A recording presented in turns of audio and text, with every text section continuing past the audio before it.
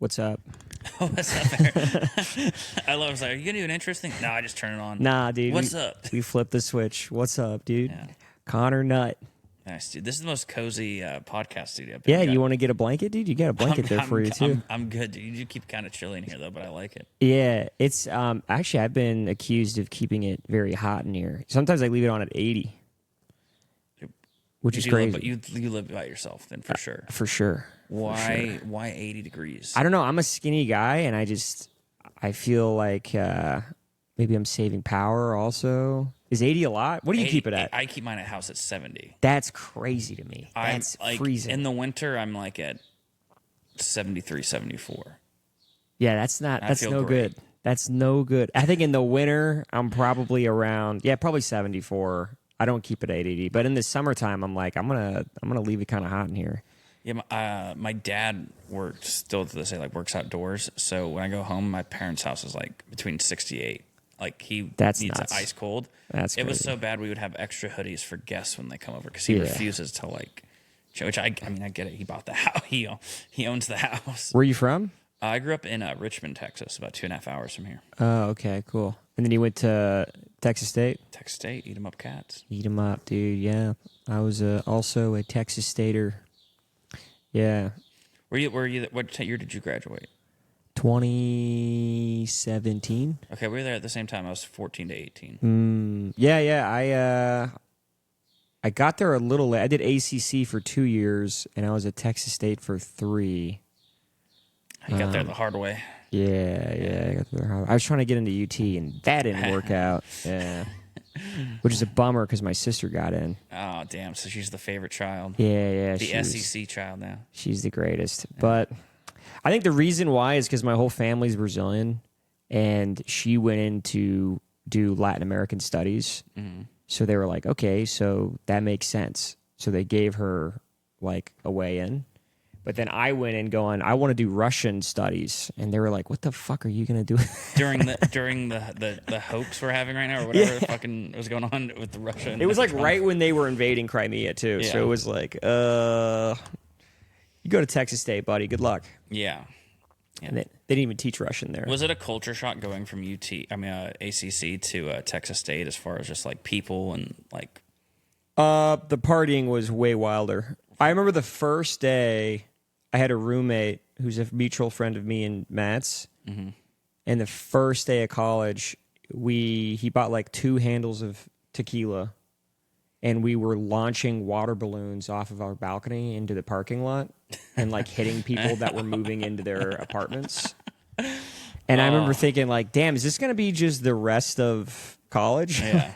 And it was, that was kind of a good start to college. That was kind of what it was like. Yeah, my most wild year was would have been fall 2015 into spring 16. Yeah, so it was my sophomore year. I lived at you remember like where Copper Beach was? Oh yeah, that's where I was. That's where we were launching the balloons, dude. Copper Beach, dude. Copper Beach is the shit. So like, it was like basically it was like essentially a beach houses turned into like apartment complexes because your living room would be and kitchen area would be on the second floor. Mm-hmm. Your front door is on the second floor, and then you had 2 basement bedrooms and then 2 third story. I had one of the basement bedrooms. I loved it. My room, I lived with 3 of my fraternity brothers. One of them worked for like the party buses that would go from San Marcos to 6th Street on the weekends. Oh my god! So he would just call a bus to like pick us up from our house. We would throw these massive pre-games on the weekend, and then get in the bus, go off. And then it was amazing because it was like. You get back at 2:30 in the morning from Austin, and it would drop you off right in front of your house. You're right there. But like the stuff we would do with the balcony is that I bought this beer bong that was like 2 stories long. And it was nice because the nozzle in the end had a valve switch, so you could open up and like so you could pour the beer in and run down. Right. But when people would open it, I would then have another friend. We'd pour 2 more beers in there, so they'd be beer bonging 3 beers. Yeah, that would be fun. We did a ice bucket challenge off those balconies. That was the big thing when I was a freshman. That was when that happened. Yeah. Oh, she's going under. Yeah, Mina. Little Mina. I was thinking about renaming the whole podcast to "There's a Dog Under the Couch" because she just constantly goes under there. Welcome to There's a Dog Under the Couch, a podcast about schizophrenia with Eric Mclaughlin. But so when did you get into comedy? I'm curious. Like started doing it or just became a fan of it? Both. Both. So started doing stand-up February 2021, kind of right when things were opening up, at least in Texas. And basically how I got into it, I'd always been a stand-up fan growing up. And I don't know, I had this normal corporate job working, normal, like basically normal post-grad life. What? Making like 22 an hour, working corporate, just moving up the ladder a little bit. Yeah. And then, pandemic hits, and that was just like kind of that big reset for a lot of people. And where I was like, oh, I thought I was happy, but now that everything's shut down, I have no distractions. Oh, I fucking hate this. And at the time, a lot of the podcasts I was listening to was like Rogan, Burr, Two Bears, and what I was really fascinated about comedians is they all seemed very free. Mm-hmm. And I was like, well, and I always wanted to be in a band. We were talking about your guitars. Yeah, yeah. And I just never met the right people or like kind of ever got started that way. So, but I thought, I was like, well, if I really want to like chase something, comedy, you only need yourself and a microphone. You don't need to really rely on anyone else. Right. And I started going to open mics. And 4.5 years later, Here you are. Here we are. That's how it starts. It's interesting that you say that happened to you during COVID. During COVID, I was just like, I'm going to just stay in my house and play games and do nothing else but chill. And I have my little remote job. And I was just like, I'm happy. But what happened to me was I turned 30 and I was like, fuck, dude, I'm kind of getting older. I need to do something with my life. Like, what have I always wanted to do? And it was always comedy. I was always like, I always wanted to try it. I've always wanted to do it. And that's how I got into it. That was about a year ago now. Yeah. But, I used to listen to a lot of Rogan, like 2017, 2018. Back when I was just getting out of college, I was getting into Rogan like a lot and going, oh, man, it's interesting. I think that's when a lot of guys our age started listening to podcasts. I think the first podcast I listened to was like summer classes in college around 2016. And I don't know why I just started being like, well, let me check out what these podcasts are about. And I think Rogan was already at the top. So like, well, I remember the Fear Factor guy. See what he's up to. I don't remember why. I think I remember the first time I watched Joe Rogan was I was interested in history, and he did an episode where he had these two historians on there, and they were arguing about the Göbekli Tepe. I don't know if you know about this. It's like the first city in Turkey that was ever made, and like one of them was saying like that's not a 10,000-year-old city, and the other one was saying it was, and I was like, this is so fascinating that he just like he got these two guys that are just that nobody would have ever listened to in any other context, and he was like, but I'll put them in a room and let them fight it out. And I was like, this is awesome. I was like, this is amazing. Yeah, I learned, I was really into like the UFO when he was getting into like ufology a lot. Like Bob Lazar and all that stuff. I just have I have a print in my bathroom of like a Bob Lazar sketch that someone printed and Bob Lazar signed it. I got off his website for like $20. Oh, really? Are you big on the UFO? Not as much as I used to be. I'm fascinated by it for sure, just because I don't know. It's kind of like, I take it all with a grain of salt. It's just. Do you think Bob Lazar is full of shit? I don't know. It's a loaded question. It is. Was he full of shit? I don't know. He seemed to. He seems to not be. Yeah. Based off, like, I mean, we're 5 minutes in, we're already getting into Bob Lazar talk, dude. Let's go. Gosh, I haven't gone down that rabbit hole in a while, but he was talking about like Element 113, right? How they were trying to. They were using that to basically back engineer these crafts that they allegedly, the U.S. government found in an archaeological dig, if I remember correctly.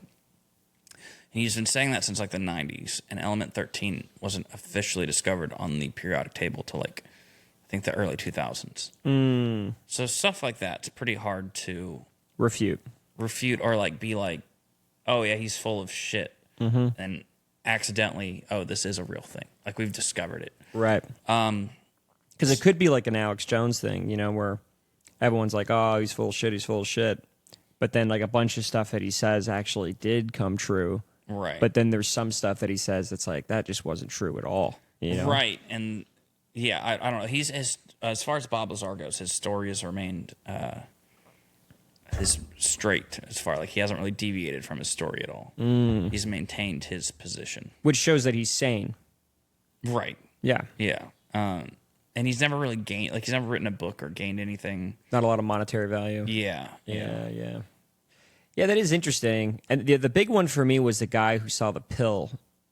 That one was very convincing. Oh, you're talking about Commander Fravor. Yeah. So Fravor. military guys I like because there's no bullshit to them too. Like they're only talking about they talk about everything from a very like there's obvious like I'm fascinated in the realism of it. Like I don't know. I don't really get too into like is it aliens? Is it us from the future? Whatever people like to speculate. I'm more fascinated that there are things flying around on this planet. We just have no idea what it is. We don't know what it. Yeah, if it's The way I always think of it is, I always tell people this. I don't know if you ever heard about these rocks in the where are they? What's the desert in California? Death Valley. Death Valley. Okay. The rocks in Death Valley. I always use this analogy. For a long time, people had no idea how these rocks were moving around. You remember this? Yeah. People were like, well, how are these rocks moving and leaving a little bit of a trail behind them? How is this happening? And then, not even maybe 5 years ago, someone figured out that what was going on was that the rocks were condensing after a cold night, and a small amount of water was pooling underneath the rock. And it's like a miso soup bowl when you go to a sushi place and it kind of moves around a little bit. It turns into that, and it just sort of moves very slowly and leaves a trail. That's such a logical and dumb answer. But for years, people were like, it's aliens. It's aliens. You know what I mean? Yeah.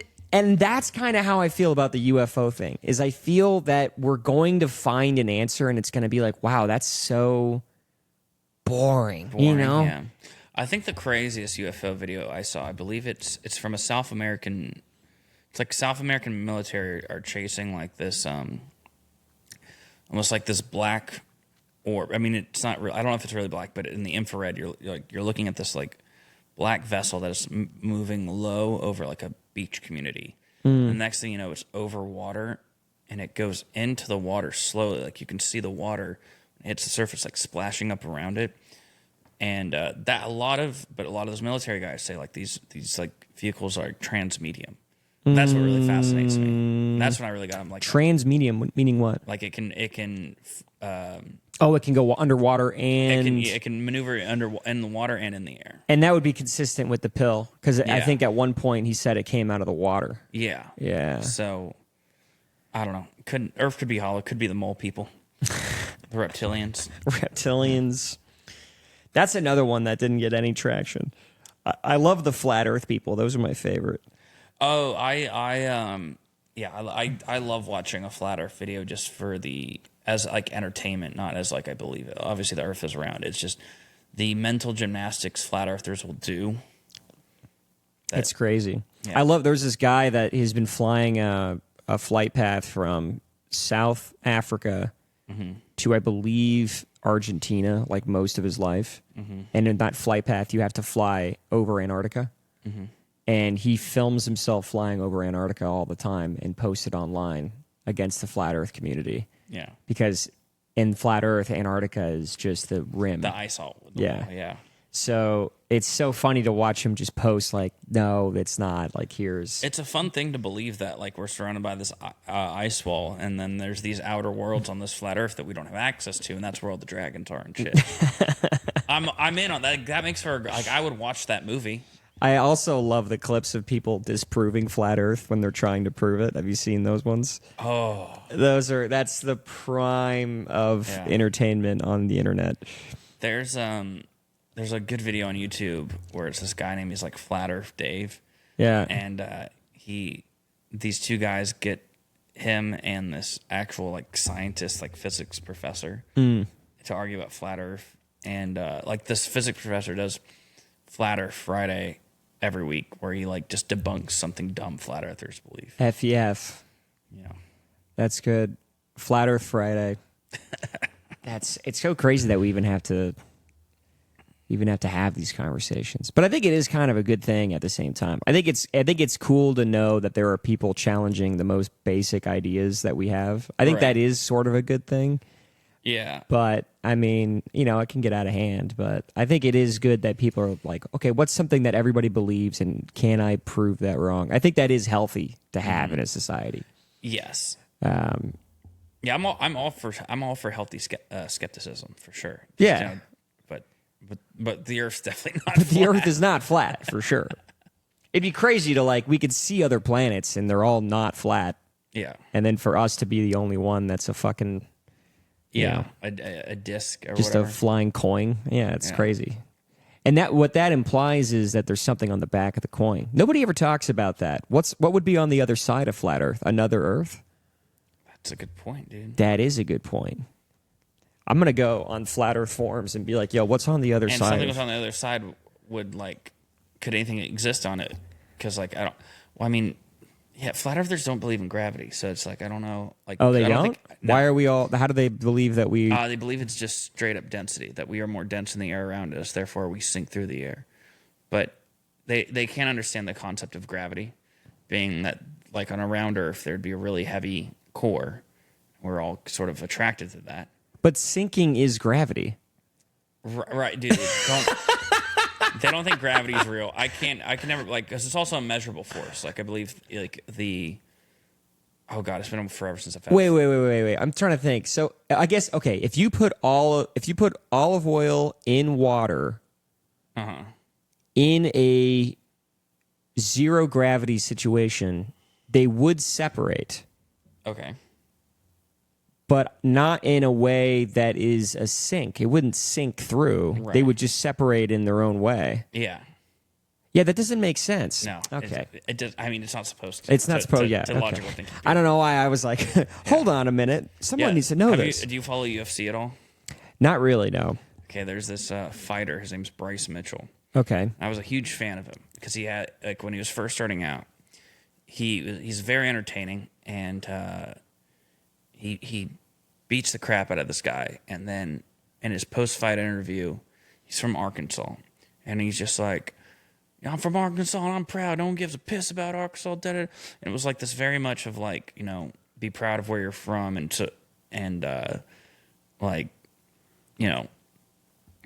I'm more than what people say I am and all that. And then so I start following him, become a fan of this guy. Yeah. He petitions for Dana White to let him wear camo trunks to the octagon. And he becomes a big enough star where Dana White's like, sure. Why don't they want camo trunks in the octagon? I don't know. They're very rigid about what fighters can wear, what colors and stuff. 'Cause they have I believe their sponsor now is Venom, is the brand that does all their trunks. Yeah. But point being, I follow this guy. I'm a fan of him. And all day randomly, he starts doing flat Earth videos and goes off the rails. And what is it about a lot of the UFC guys that a lot of the guys get into that? Even Eddie Bravo was another one. A lot of the fighters get into this man, fuck that. You know what I mean? Yeah, I don't know what it is.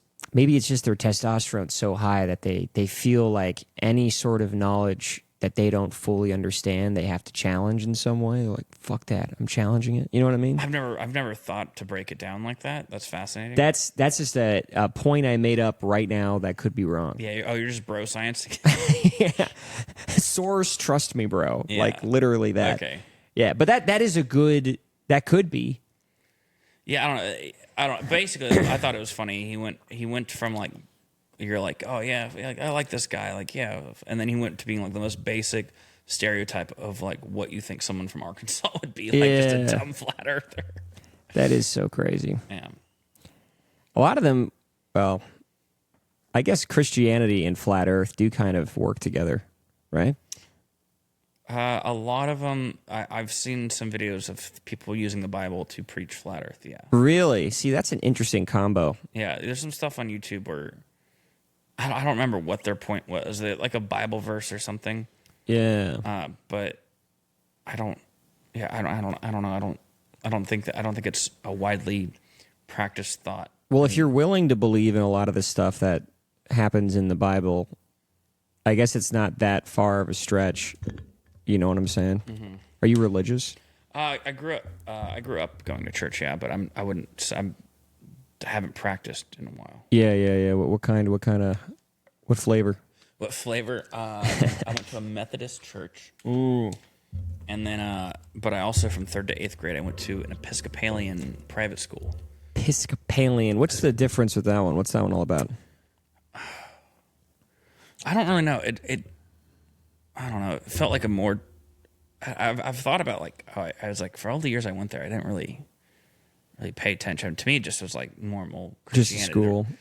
Did communion. There was a pastor with a collar. So I don't know. It felt like Catholicism light, except there was no like. It was really like, I don't know. I had a really good experience going with that school. Yeah. Like, no, I'm sure it was great. Yeah, it was fine. Like I'm not saying that it's going to be bad because it's great. Right, I went to a Catholic school when I was a kid. Yeah, how was that? Yeah, it wasn't good. I bet. I had a good time, but eventually they got me out of it. They were like, it's too much. And my parents are kind of like lapsed. I mean, they consider themselves to be God-fearing Christians, but at the same time, it's like they don't go to church or anything. Do you still go? When was the last time you went? I don't know. The closest thing would have been I went to a Catholic wedding in a church. So and it was like mass, like stand ups, downs, an hour. You're going to count that? That's crazy. I mean, hey, we prayed, we took communion. That's so funny. Yeah, I will say, as an entertainer, they had it down to an hour to the dot. It started right at 5, ended right at 6. Oh, they killed it. They didn't go over their time. They got the light. They got out of there. That's so funny. Yeah, that is interesting. Church people know how to put on a show, man. They had to get people in there every single Sunday for years. I mean, that's impressive. Yeah. That's hell of numbers that they had going on. Fear and intimidation. Yeah, that's Come true. here, burn in hell for eternity. That's right. But every pastor I've ever known was also like a really good speaker and kind of funny up there. And he was like, all right, this guy's doing a pretty good job. Growing up in Houston, I definitely went to Lakewood a handful of times. Joel Osteen would always start with a joke. No way. Yeah. What was he? Did you get to meet him? I did once. Yeah, because you could go. There's like this massive bookstore, and you would just do a meet and greet. I just shook his hand real quick. Oh, nice. Yeah. So you didn't get any insight out of that? Lifeless. I remember it being like, dude. I just remember even as a teenager, I was like, there's a weird look in that guy's eyes. And now, like, I think I was like, oh, there was no one was home, dude. That's it's kind of how I would expect it. Which I don't blame him because I've met a fraction of the people that man has.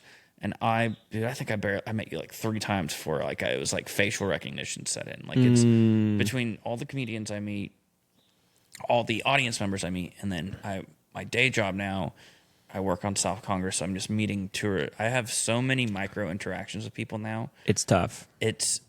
I've learned it even on people I want to remember names. Like it's gotten bad. Yeah, I'm just around. See, that's actually something I've thought of is like if you are constantly meeting people, your bar for recognition gets higher, you know? Yeah, like I have to like relate like a memory or like something significant to that person to remember them now. Yeah. Since I started doing comedy, I've noticed that I've had that same experience. Because before I would hang out at home all day and I'd meet like one new person a month. Right. And it's like, all right. And then when I see him again, I'm like, hey. And then they wouldn't recognize me. And I'm like, oh. But now I understand, like, oh, if you're constantly meeting people, you're not going to remember anybody, you know? No, it's so bad. Yeah. I can only imagine what it's like being, like, like running for president or something, or being a powerful figure where you're constantly in front of thousands of people. And it's like, dude, how do those guys know anybody? I don't think they can. Yeah. But yeah, that's something, especially with comics that I'm meeting, is like try to have as many times as I can genuine interaction with them and learn something about them. Mm-hmm. And that's why I like the podcast, to be honest. Okay, for sure, yeah. This is actually the number one reason I'm doing it, is because I think it's a really good way of getting to know somebody past, like like you bump into someone at Creek and you're like, oh, make a dick joke. Yeah, how's your day going? Yeah, and then you move on. Like this way, it's like, okay, I know how that guy acts, thinks, and behaves, and you won't forget that. Yeah. You know? Yeah, plus like when you're downtown going from like spot to spot and you like run into 20 different comics between clubs, it's like you also just get in the habit of like walking and saying hi to them because he's like, I don't have time to interact with every person. Yeah, you're like, what's up? What's up? What's Yeah. up? Yeah, yeah. Yeah, that's interesting. So 4 years. What do you still learning? You one of those who's like every year I'm like, I gotta learn, like I've learned a new thing this year and a new, like something that, you know what I mean? Yeah, I would say, I don't know. I kind of do my check of like, all right, where were we 365 days ago? Like, where was I, 2024, summer 20 versus where I am now? I'm like, do I consider myself a better comedian now that I am? It's like, yeah. Like, I'm about to do my first 30-minute set and next week. Oh, wow. At 10 Do you still days. have jokes that you use from like your first year? Oh, yeah. Oh, really? Yeah. Not as much. Like I'll use them on the longer sets, but like stuff that's still me and a comedian were talking about this last night. It's like you come back to them with like a fresh look, and you change like a thing or two, and it feels like a new joke. 'Cause you have like fresh perspective on it. That is cool. But like one of the first jokes I ever wrote, I'll still do sometimes. It was like an election joke about Joe Biden, and so every now and then, like during an election cycle, it kind of comes up and it's relevant again. And it'll still hit. So, Yeah. No, it's good. but now like it's fun because it's like I'm at that point where you can just put things in the back burner for a while. I'm like, oh, I have a new 10 minutes, and now it's like I got asked to do this charity gig, and they're like, oh yeah, it's gonna be 3 shows, 30 minutes. I'm like, dude, 90 minutes, a stage time in a night, let's go. That is very good. So Yeah. I'm still doing like open mics and stuff. I've done 10 minutes. I think the longest I've done was 12, but I've gotten some. Like every time I get a spot though, it's something like a show or something. It's usually like 7 or something like that. Yeah. But That's why on my show we book fewer people so we can I try to do every show to where everyone can do 15 because not many people get to do 15. Right. It's such like to me my point and goal is like host as much as I can and then get to doing 15 to 25 as much as I can. Mm-hmm. Because to me, those are what clubs want out of openings. Right. Like host and featuring. I think Mothership does 15, right? Yeah, exactly. So, Yeah. 15's easy work. Like, and now for me, like I can go where that used to be like kind of intimidating. Like I'd have to be going through all my material, and now I'm just like, oh yeah, I can knock 15 out, no problem. It's funny how that happens. You just sort of it's over time, it just becomes easier and easier. Yeah, you have more to talk about. You're more comfortable on stage. You'll slow down because you're more natural. Yeah. I don't do a lot of crowd work, but sometimes I will. I have to feel like I'm gonna like the guy. Like I can't just not like someone and then just rip into him. Yeah. Because then I don't. It's not fun for me. It's fun if it's something natural. Like if I notice something about the person and I'm like, well, what's going on here? Then I feel like it's natural and something interesting is just going to happen. But Yeah. if it's kind of like forced, I don't ever do that. It doesn't feel good. Yeah. But What about you? You're a year in. You have your own podcast. You're doing all right. I'm a year in. I figured the podcast was just a good thing to have also. Mm-hmm. I've been on Kill Tony once. I want to get back on because I think I'd have a better minute now. Like I feel like my first Kill Tony was like a christening. I kind of didn't do that well. So it was good to just kind of be like, okay, but I'm in it. I bombed and I'm alive. You know what I mean? Yeah, if you could go in there and bomb and still want to do comedy and not give up, That's doing good. all right. I think that's a good thing. Yeah. Oh, dude, I had to do 25 minutes. Like, I'll take a minute on Kill Tony over having to do. I did 25 minutes in Johnson City a few weeks ago, and there's like, it's outdoors. It's a free show, so there's like families and stuff. But they're like, it's like, content about whatever you want, and it was just like brutal. The only people that liked me were in the back. You don't have clean material? I have clean, not for 25 minutes. Yeah. And that's probably something that Austin lacks. I think is like I've learned from other comedians that were known as like an edgier scene, and And I was like, hey, maybe we do know more, like work on clean stuff. Yeah, I think that's something that for sure. Like, there was this one comedian I was talking to from Chicago, and they were saying like how everybody here is a bit of an edgelord. Especially if they're going to the open mics. Yeah, I feel like Yeah, I don't know. I've definitely dialed it back. you think so? Yeah. Yeah. I don't know. I feel like when I first started, I was kind of really dialed back. And now that I'm more comfortable, I have more crazy shit that I'm like, I think I want to just try to say some crazy shit. Yeah, it's fun. Now that I'm more comfortable, but I also am like recognizing that sometimes I'm saying too much crazy shit, and that sometimes the crazy shit is only funny in front of other comedians. Right, and they're not your they're not your audience. Yeah. So, but it's it is what it is. It is what it is. Yeah, I don't know. I found what works for. Oh God, we're gonna already get into the two young comedians talking about the process of comedy. Yeah. Right. But I found the mix for me is starting with a subject that's relatable to just about anybody, or like relatable to your life, and then just ramping it up from that relatable topic and going off the walls. Just ultra relatable stuff. Yeah.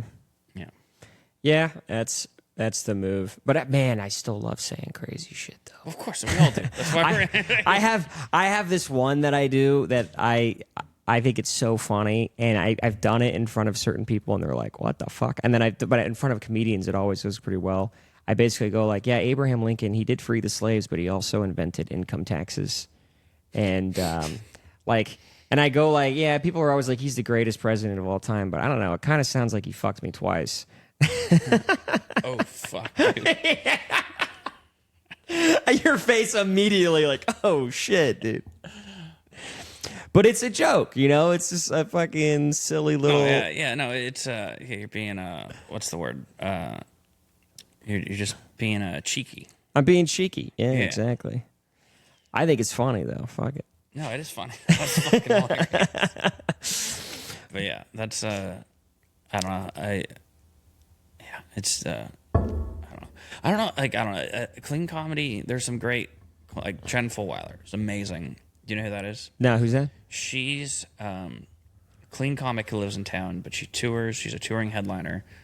She has like she's Catholic, has like 6 kids, and she basically does. Her audience is like moms, and she wanted to.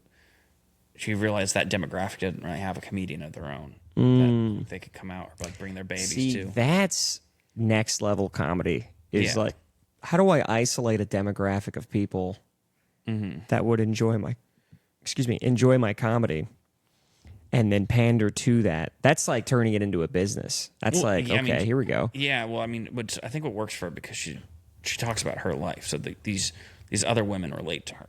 Right. She's not faking it by any means. She really does have 6 kids. It is fun to do shows with her because in the green room she'll be just like you catch her saying like fuck or something. Like, whoa, you can say it. It's like I'm telling you, your thousands of followers. Why did you say fuck? But no, I told her I was like, now that you have your audience and like they know you as a clean comic, I was like, you should do a late show. Call it like Mom's Drunk or something. Just do it dirty, like off the comedy from your perspective. That would be fun. I feel like your audience would still be accepting of that. That would be fun. Yeah, see, that's interesting. Is trying to find like Nate Bargatze is another one where it's like clean. He's obviously like one of the biggest of all time, but it reminds me, who was the guy before him? The Jim Gaffigan.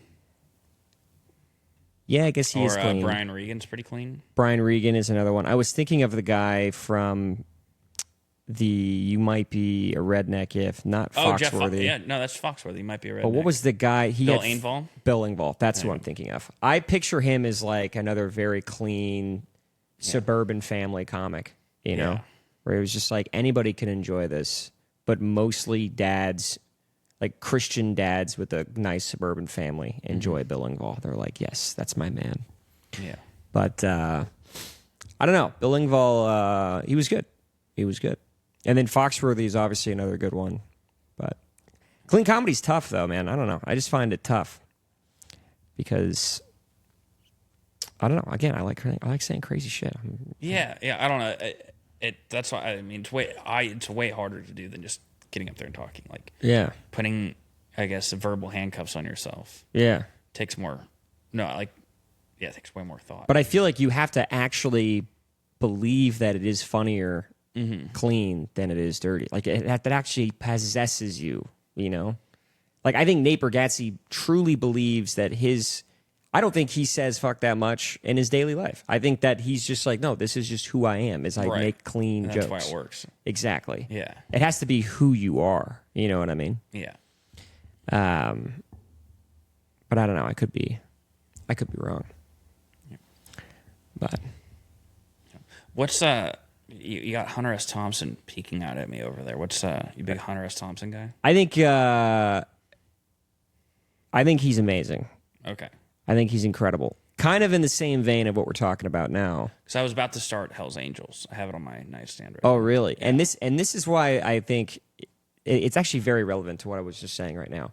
It's because he is so authentic to who he is that the companies were like, go into like in the Hell's Angels, or actually let's do that. The other one was the campaign one. Yeah, Fear and Loathing on the Campaign Trail 72. He goes to the campaign trail and he's supposed to do like a news report of what's going on in the campaign trail. And he doesn't. He just talks about him partying the whole time. Yeah. And it's like, that's fucking awesome because it's actually authentic. It's not something he just was supposed to write. It was just like, yeah, the campaign trail was the setting. Yeah. But it wasn't the topic, you know? And I just think that's amazing way of writing. Because it says fuck the audience. Like, we're not talking about the campaign. We're talking about me. Yeah. And I love that. I think it's great. You a big Hunter S. Thompson guy? I'm more fascinated by him. I think he's much more of a cautionary tale than I don't know, I think people Inspiration. Yeah, I think people get too into. I think people like see someone like that and they're like, oh, like if I do drugs, like I think people use him as an excuse to get crazy. And they think like, oh, if he did that, he wasn't a loser. It's like, well, no, he's a brilliant writer first who abused drugs. You're just abusing drugs. You don't contribute anything. I agree. I think that Hunter S. Thompson is the kind of guy that can't. I also think that there were probably millions of people like him that are just abuse drugs and are just degenerates. Mm-hmm. But because of the job he had and the situation he was placed in, he excelled and he rose above everybody else. Right. But there's a million losers that you never hear about doing the same shit, and it's like you can't idolize that. Yeah. I think it's a line from Fear and Loathing in Las Vegas, but I say it to comics right before they go up on stage. I'm like, don't take any guff off these swine, or like don't take any guff from these swine. Yeah. I thought you were going to say, you're not Portuguese. That's my favorite line. That was my favorite line from that movie. Yeah, dude, when I went to Las Vegas, I would just like get drunk and mumble like him the whole time, like get paranoid, like, oh, what were we here? What was the meaning of this? What was the score? Oh, what's going on? Get a grip, man. It's a Portuguese. Yeah. Next time I go to Colorado, though, I told myself I am getting a car and I'm driving to Woody Creek and getting drunk at the Woody Creek Tavern because that's where he's a regular at. Yeah, that's right. Have you seen that thing about what he used to do every morning when he woke up? His daily routine. Oh, was that a joke or was that actually real? I can't believe that was real. It was like 2 tabs of acid, 2 cups of coffee. I think that was, to me, if you want to get meta. Yeah. I think it was a journalist interviewing Hunter S. Thompson just falling around all day. And I think he just took notes of a random day, but I don't think he was living like that every day. But I don't know. That's the thing. It's part of the mystery and the intro. Like, because I can't imagine living like that every day. I can't. I'm 30 years old, and if I drink more than 2 or 3 days in a row, I'm out of commission. Yeah. And that's just from drinking. Mm-hmm. I don't even drink that hard. Yeah. But some people are just built different. Ozzy Osbourne, like scientists, like actually studied him, and he's actually has a genetically modified like DNA to where he can handle high amounts of booze and drugs. That's why he's still alive. That's incredible. Yeah. To have a fucking scientist tell you that? Yeah. That just sounds like more of a reason to do booze and drugs. Yeah, right. Ozzy, you've changed your DNA. You've got that Aussie in you. He's like, oh my, I'm gonna keep going then. It's the only excuse I needed. That's crazy. Yeah. That makes me kind of think like, you know, the whole thing where like if you imagine a reality, that reality can come true. It's like if you just imagine that your body's changing after drugs and alcohol to a dir more, then maybe just that's turning all it You're is. just taking steroids the whole time. Yeah. Going to the gym. It's like I'm not getting drunk, I'm getting stronger. Oh, God. That's crazy. The human body, you know what's been really pissing me off lately is all these things I see on Instagram and TikTok and stuff. And it's like, oh, alcohol is now linked to making your brain smaller and doing this. And it's like, oh, no shit, it's making your brain smaller. It's fucking, it's like, it's an alcohol. It's dehydrating your brain. Of course it's making your brain smaller. Yeah, but it feels so good. And it feels so good, dude. But I don't think people get measurably losing IQ points because they're drinking alcohol. I don't think that's a thing. Yeah, too many smart people drink. There's a lot of smart people drink. Yeah. And I think the smartest people drink, dude. How often do you drink? I'm pretty smart, bro. No. Like on a weekly basis, how many nights are you drinking? Because when you start going out and doing comedy a lot, it's so easy to like drink. Yeah, it's. I've gotten to like limit myself to like one to 2 nights a week max now. Yeah. I'm coming off the end of like going a little crazy but summertime is harder. Summertime's harder, dude. Yeah. And I was going to say, like, when you asked me that question, I was like, damn, I've been doing pretty bad lately. Yeah, like after 4th of July, I try to reel it back in. Yeah. I was, like, Sunday night, I went to Banana Phone. I got pretty fucked up. That's why I don't go to Banana Phone on Sunday. Like, Sundays I need that's my like, reset night. I got pretty fucked up on Sunday. Sunday, I was pretty drunk. Saturday, I was drinking. Friday, I was drinking. Break all the way till Monday. The previous Monday, I was drinking that night. And then that was the 4th of July weekend, I think, right? Yeah. Actually, maybe it wasn't. No, it wasn't. But I was drinking all that week. Yeah, every weekend, I was kind of drinking. I was knocking them back. You'll actually appreciate this as a Texas State grad. On Saturday, I was on a date. I've been seeing this girl for like a month now. And we go and get sushi at this. There's an unlimited sushi place in Austin called like Machi Sushi. Oh, dude, I've been going to that place a lot, man. Okay, yeah. Machi goes pretty hard. For unlimited, yeah, it's not bad. It's very good.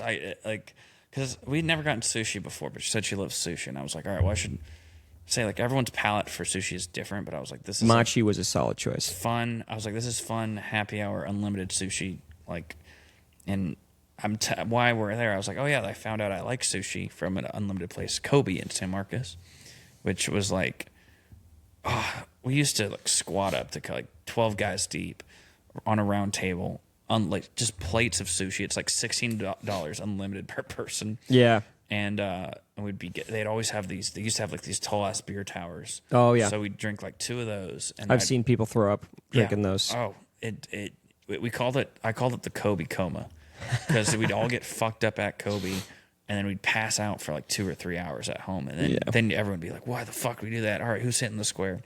But anyway, that turned into me talking about San Marcos. She was like, "How far is it?" She just moved to Austin a few months ago. Yeah. She's like, "How far is it from here?" I'm like, "Oh, it's like a 20-30 minute drive." She's like, "Let's check it out." I was like, "All right."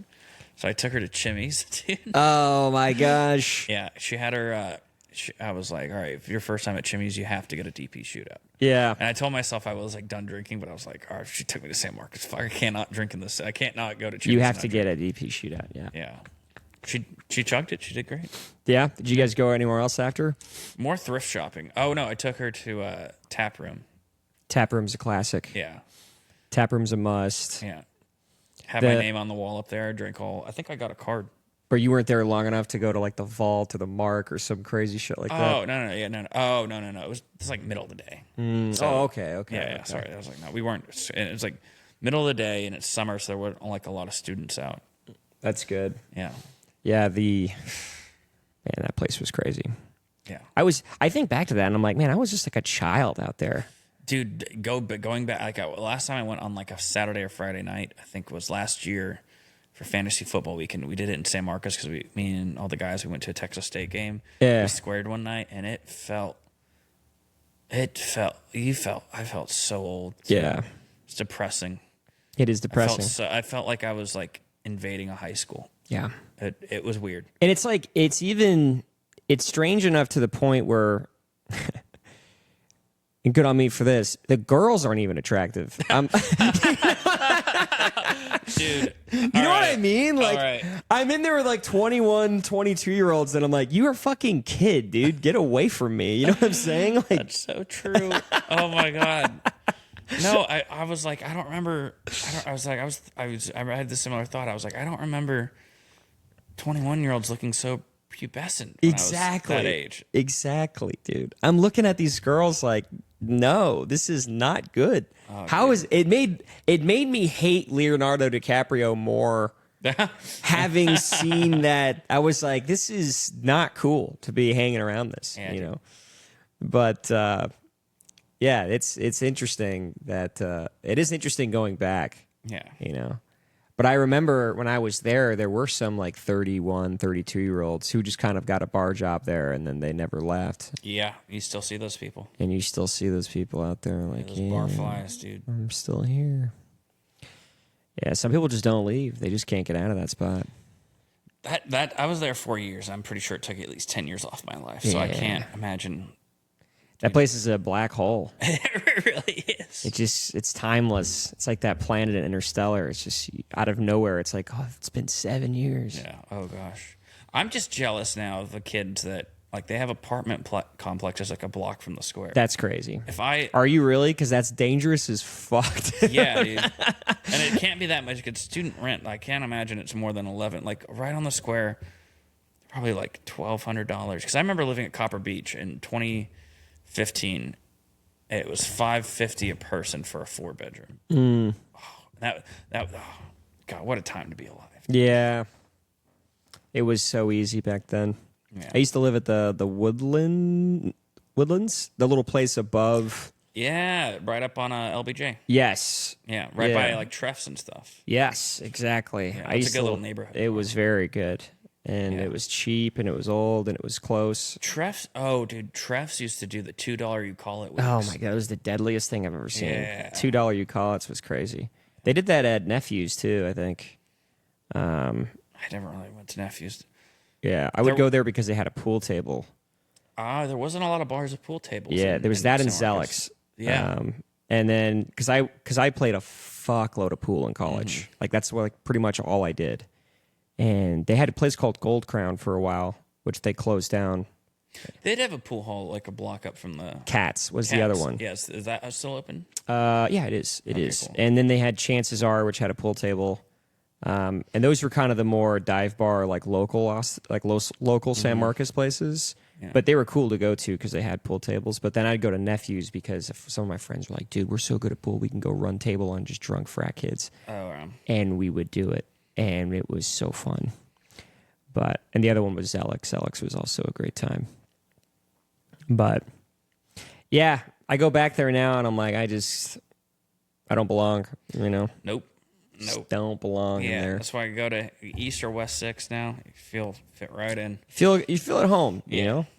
It's interesting, too, like, now that I'm in my 30s, I feel like I sort of resonate more with people in their 40s, you know? Really? I'll talk to people in their 40s, and I'm like, I kind of relate to you a lot more than I remember relating to people in their 40s when I was in my 20s. Yeah, I don't know. I think what now that I'm rethinking about it is all those college kids. They're so like blissfully happy because they haven't been crushed by their early 20s to mid 20s yet. Mm-hmm. They have a lot of like hope in their eyes that you can't relate to anymore. I think it's because. Like, think about what we said in the beginning here. You were like, I had a job, and then I realized I wasn't happy. Same thing. I think that's what it is that in college, you still have this, like, oh. Life's going to work out. It's going to be everything. I got time. You know, I can do something else. And then once you get a job and things kind of settle, you realize, like, oh, this is just it. Yeah. You know? They haven't reached that point of this is it. They're still at that point of everything's in the future. Everything's ahead of me. Everything's ahead of me. You know what I mean? Yeah. But we've reached that point of there's nothing after this. Like you need to figure it out. Yeah, you're on your own. Exactly. Which is fine. I'm very happy where I'm at now. I'm happy. Honestly, I'm a happy guy. much happier than when I was 4 years ago. Yeah. Yeah. Let's see. Where was I 4 years ago? I was 27. I was working a sales job. I was pretty happy at my job. Where'd you work at, like Dell or something? No, I sold mortgages. So when I got out of college, my parents live in this neighborhood. I lived with them for a year, and I was working at this building up here called, it was Realtor.com, basically. Got you. And I was selling real estate leads. And then eventually I got into mortgage, and then I bought this place. And what were we talking about? 3 years ago when I was 27? 4 years ago, yeah. Yeah, I was just selling mortgages. I was pretty happy. I enjoyed my job. But then eventually, like I said, it kind of just sinks in like, oh, there's nothing left to learn at my job. I just do this as a job now. Yeah. And it's like, well, this isn't really that fun. And then that's when I started like going, oh, shit, I got to do something else. What about you? What would you do out of college? You work at Dell? No, I worked at a GoDaddy. GoDaddy. I was a content specialist. Did you meet that girl from the race? Danica Patrick? No, I think she wasn't affiliated. She wasn't affiliated with the company by then. With the country. Yeah, no, she wasn't American. She turned. Did not get to meet Danica. She identifies as Filipino now. No, we had I think Steph Curry's wife was like our spokesperson when I was there. What a crazy spokesperson to pick. Right. Steph's Curry. I wouldn't even recognize her if I saw a picture of her. I don't think I would either anymore. Yeah. Been a while. Hey guys, we got a new sponsor, Steph Curry's wife. Yeah. But basically my job is I would get all these like customers and that with like these media kits and profiles, and I would have to post to their socials twice a week, and we'd schedule out these posts. And then every morning they had this software that would feed in all their Yelp, Google, and Facebook reviews back when Facebook reviews were a thing. And are they not a thing anymore? I think they just do like recommend and don't recommend. I don't think they do like actual like written out reviews. Right. But I just like every fucking day it'd be like responding on behalf of the business of like and having to be creative. You couldn't sound like robotic or canned responses. Like, yeah. Oh, so you were kind of operating like the review. So the GoDaddy review page, you were the response to people reviewing. Not to GoDaddy, but for like local businesses that would sign up for our social media services. Oh, so you're So I'd be like GoDaddy responding as that business. Yes. So I'd be responding on behalf for like auto shops, or there were restaurants are a big one. And you have to be like kind of witty and cheeky. Yeah, sometimes you'd have to like see what their voice was like, meaning their online voice being like fun, witty, whimsical, or it'd be more like laid back, professional. Yeah. I had this cool I had a couple cool businesses, but most of it was like sometimes you get like these like HVAC or like these like, plumbing services. And it was like, how the hell do you post to social media for these people twice a week and being interesting? Like, who's following these pages? That was something I did for when I was doing mortgages. I would post TikTok videos for mortgage. And a lot of times I was like, how do I make this topic even remotely interesting? Because this is a fucking boring ass topic, Right. But and then because you think it's boring, the content's going to be boring. Exactly. But made it work. Tried to make it work. That was part of the reason why I started doing videos, was just because I had done it so much for real estate.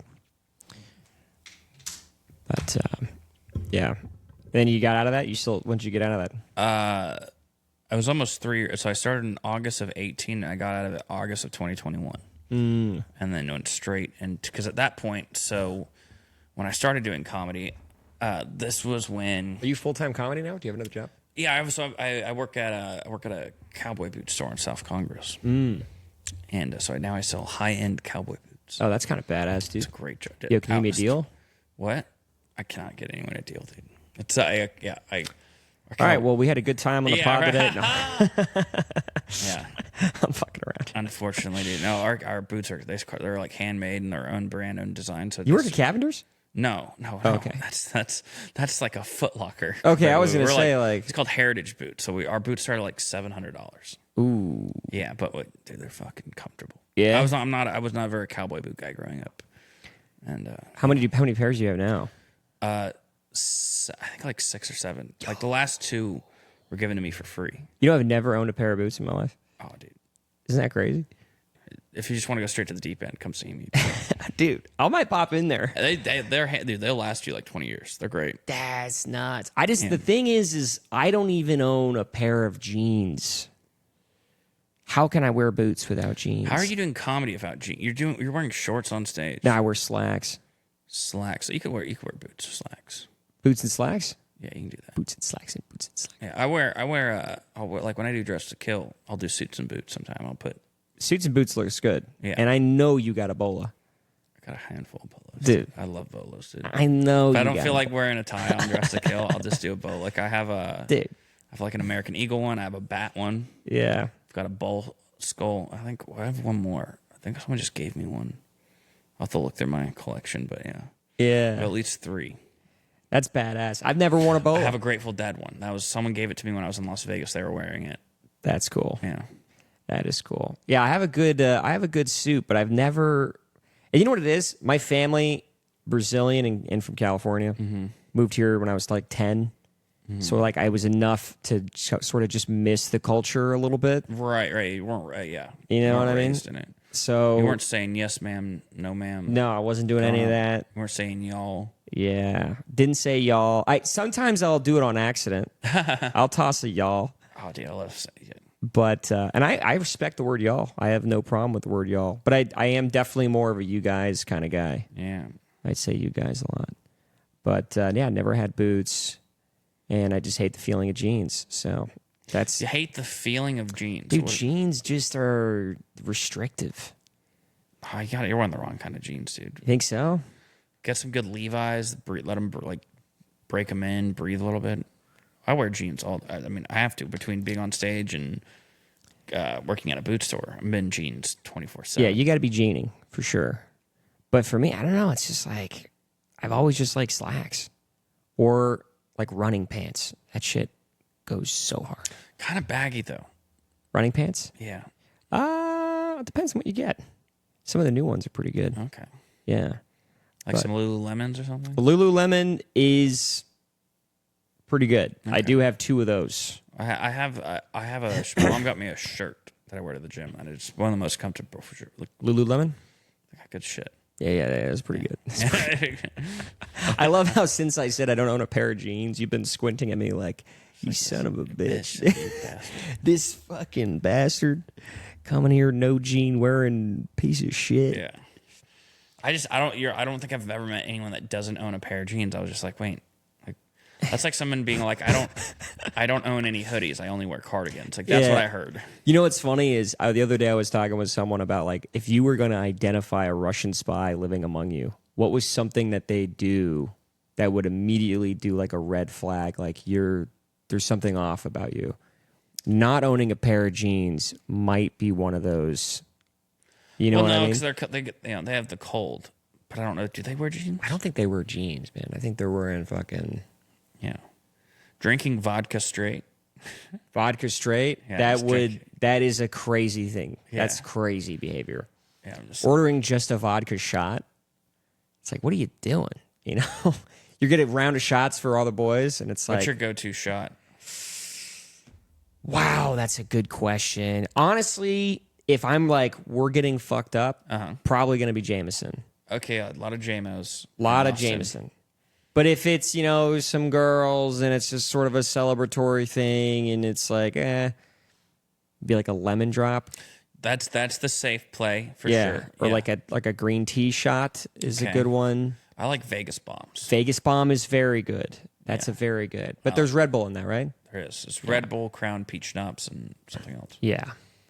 Love me a Vegas bomb. Right. But yeah. Did you ever get crazy and get rumplement shots for your friends? Bro, when people do that, I'm like, what the fuck is wrong with you? So many things, dude. So when I worked at Sorry, I was going to say, have you seen those memes where it's like the high of someone saying he's going to buy you a shot and then the low when you find out it's Rumpleman. Yeah. Oh, dude, it's so much fun though. Because I'll always be like, all right, guys, let's get a fireball shot. They're like, no, anything else. I'm like, fine, anything else, Rumpleman. It's like, damn it. You're that guy, you yeah. son of a bitch. Oh, yeah, dude. I'm a dirty motherfucker. You son of a bitch. I won't lie, though. I'll talk shit about Rumplemints, but it is actually not that bad. It's not that bad. It actually does feel pretty good going down. Yeah. It's like, ooh, a little bit of mouthwash. So what's a 911 shot again? I think it's Goldschlager and Rumplemints, I think. Okay. Because it used to, or maybe it's just Goldschlager and something else, but it might not be both. But I used to get those all the time at the Green Parrot. Yeah. I remember people buying those. The bars I've ever been to. Yeah. Shout out the Green Parrot, San Marcos, Texas. Dude, that bar was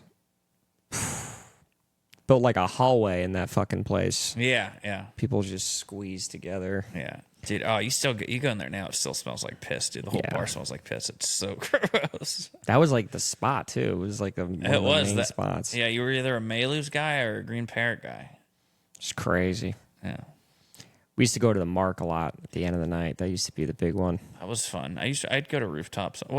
I never understood going to Roof, because everyone would be like, "Oh, it's like Rooftop's always the last bar you end at." Yeah, but there'd be a line at like 1:30, and I'm like, "No, time is a currency here." I want to what was very underrated. I started going junior senior year. Black Rabbit, which is still there. It was a whiskey bar. They had like an arcade in the back. Yeah, I like that spot a lot. Actually, that place was cool. I really liked that place. Actually, I would probably say that was one of my top ones to go to. Yeah, just because it was more of a relaxed vibe. Yeah, definitely. Definitely when. Because I was never a club guy. Yeah, I'm not a club guy either. Yeah.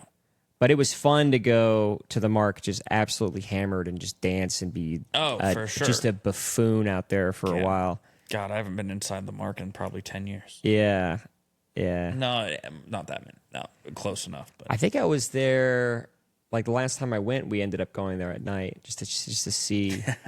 And again, I was like, these girls are just, this is not good. We got to get out of here, dude. This is not good. Yeah.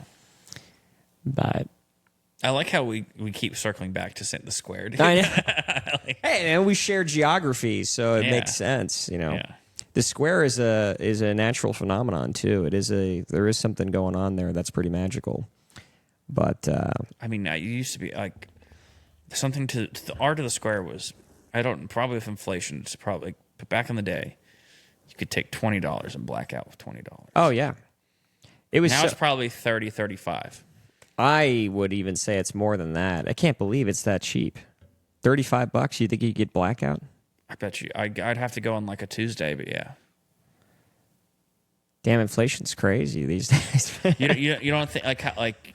I think you could probably do it. Like, what's a cheap ass shot you could probably get if you know special still? You can easily still get like $2-3 wells. So that's at least 6 drinks, which is going to get me drunk but not fucked up. Yeah. So I'm thinking if you're doing $2 shots to get fucked up for me, like the $2-3 blue ball shots, I would get those all the time. Mm-hmm.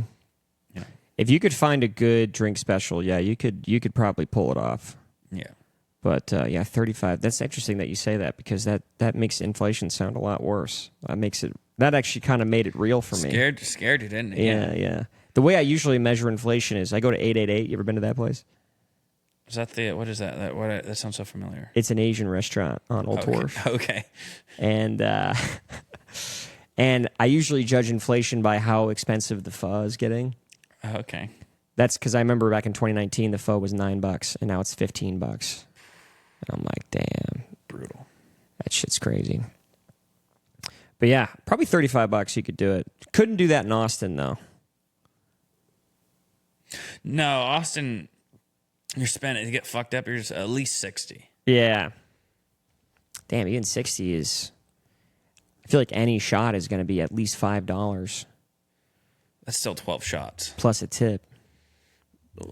Leave tips out of it. I'm just 6 and 10. 6 plus tips, yeah. I mean, 10 shots would get me pretty fucked up. Yeah, I could probably get fucked up with 10 shots. That's gonna do it for me, I think. Yeah. And I'm a skinny guy, so. Yeah, I'm trying to think. Where's like the cheapest place in Austin? Fraser's isn't bad. Fraser's, yeah. You can get. That's where I was on Sunday. You could drink. Yeah, because their banquets there are like what, $3.50, $4? I think so.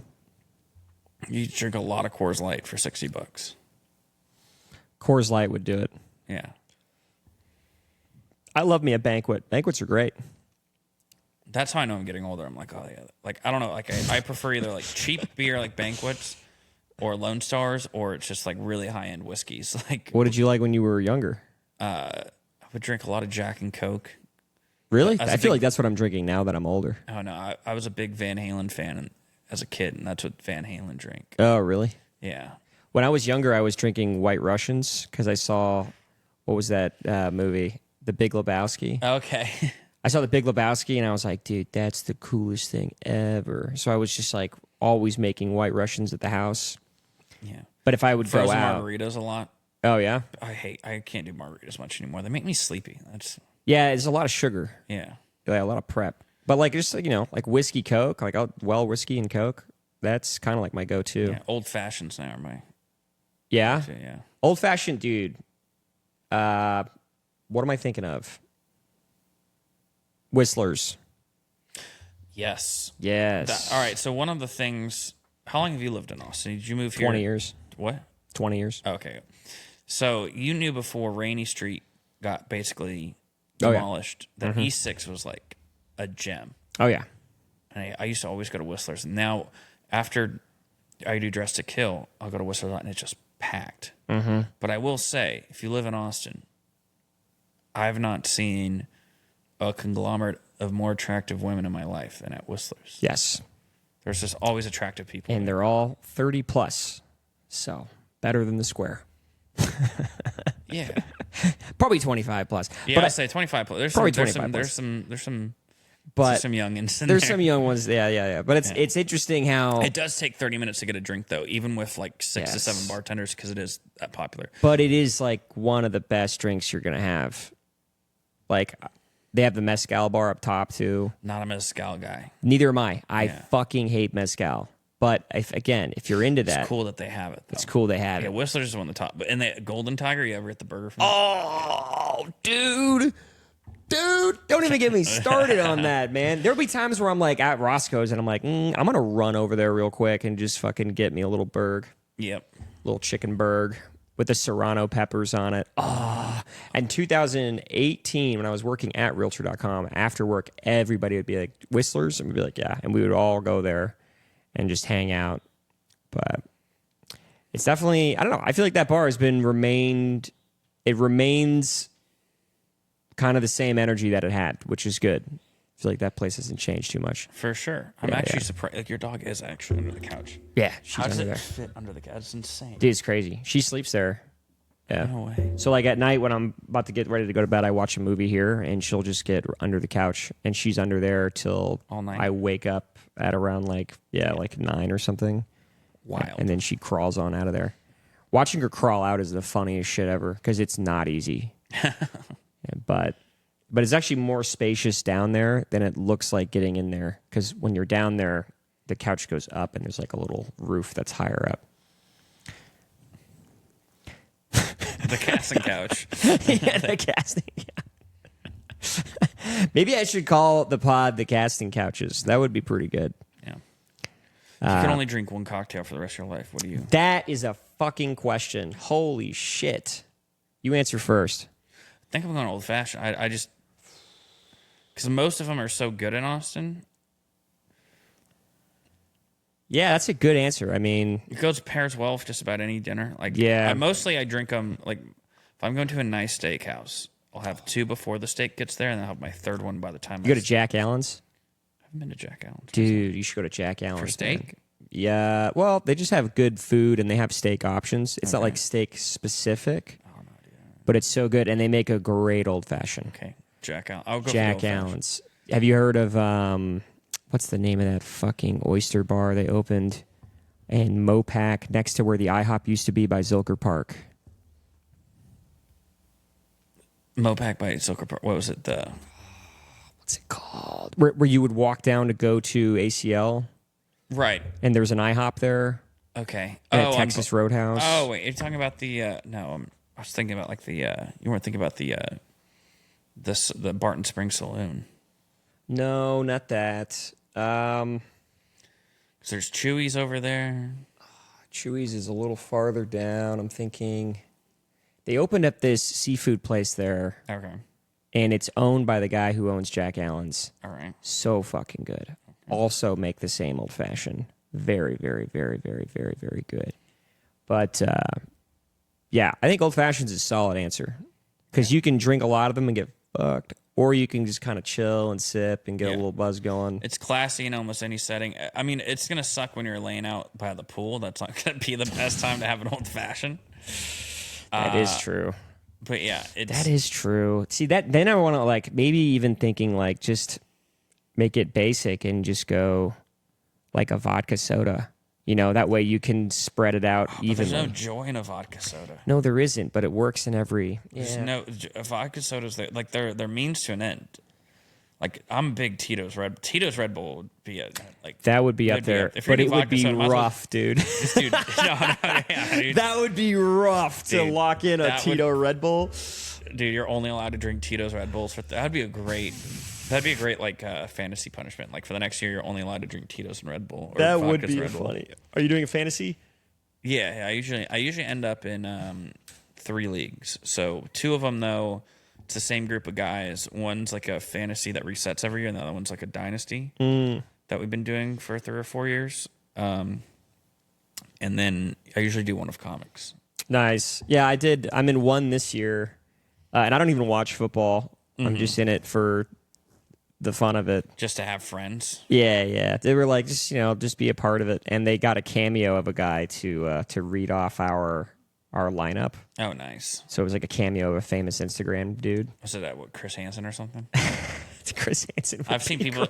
I know that. No, you can. I've seen people do exactly. Come here and sit down for a minute. Yeah. I'm gonna go over the lineup. Chris Hansen would be such a good one to do. Dude, I want to hire Chris Hansen just to like get access to my buddy's house and just imagine the nightmare. You come home and Chris Hansen's in your kitchen, just be like, hey, come here for a minute. Go ahead and sit down. Yeah, dude. Oh my God, what a... And they're like, no, dude, huge fan, but no, I live here, dude. Hey, no, just come here, sit down. We're gonna go over these chat logs. It's okay, buddy. You fucked up. Yeah, no. Oh man, I heard. So I don't know if this is true, but I heard they stopped doing that show because someone killed themselves. Well, they stopped doing Dateline because someone killed themselves, but now so he has his own channel online that you can stream it, and it's called like Chris Hansen Catches or something. It's not called The Catch a Predator anymore because Dateline NBC owns that title. But I think the show's just called I'm Chris Hansen or something. Yeah. That's crazy. What an amazing show. Imagine if Chris Hansen was on Epstein's list. Be dude. Oh my God. He got it through association, just being around so many people that were pedophiles. It like rubbed off on him or something.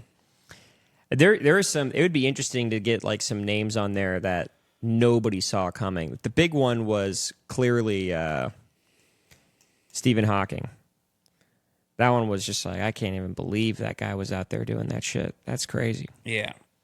I don't know. I want to know, like, what if they really are hiding the list to, like, protect us from things we can't handle? I think we all want to. What couldn't we handle? What do you think would be so crazy that we couldn't handle it? Dude, if Mr. Rogers is on the list. Dude. That would destroy the fabric of society. If we found out Mr. Rogers was on Epstein's Island, dude. Oh, the crocodile hunter, dude. Oh, no. Getting some dome down under. Oh, no. I don't think I could handle that. You find out that all those weird paintings that were in Epstein's house were done by Bob Ross, dude. Oh, no. Yeah. Steve from Blue's Clues, dude. Oh, dude, I was just thinking of him. I was thinking of that just now. Like, who's another icon from our childhood? Yeah. Man. Optimus Prime, dude. He could have been on Optimus Prime. That's funny. Another one was what happened to Drake and Josh. Or I guess just Drake. You see that Nickelodeon documentary? No, I skipped that one. The documentaries that are just kind of depressing and sad, I try to stay away from. It was depressing and very sad. Our boy Drake from Drake and Josh was taking it from the directors. Whoa. Yeah. Damn. Not good. And then they even had a testimony from Drake's mom where like one day the director called the house like 12 times and was like, where's Drake? Like, I need to talk to him. It's very important. And it was like 3 a.m. And the mom's like, what the fuck is going on? Like, this is weird behavior. Yeah. Crazy, dude. Yeah. But it's probably a lot. You're right. It probably could be some crazy shit that we just would never be able to deal with. Mm-hmm. Like Bush and Obama, you know? That'd be too much. But yeah. Oh. Were you upset about the list? Were you a big following and like release it? I mean, yeah, I think it was disappointing. I mean, it's disappointing for sure. Yeah. But I don't know. It just kind of like, I don't think I ever really expect. Like after I kind of combed through what they released and the way they did it with like influencers and stuff, and it just seemed like a forced political stunt about transparency. And I don't think the federal government truly knows how to be transparent with the people anymore. You think Trump was on it? Yeah, I think that's a big one. Yeah, he was hanging out with him a lot.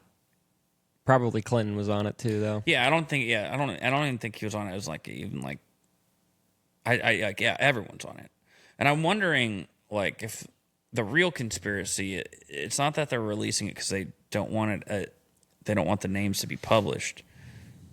If the names are published, they lose the power.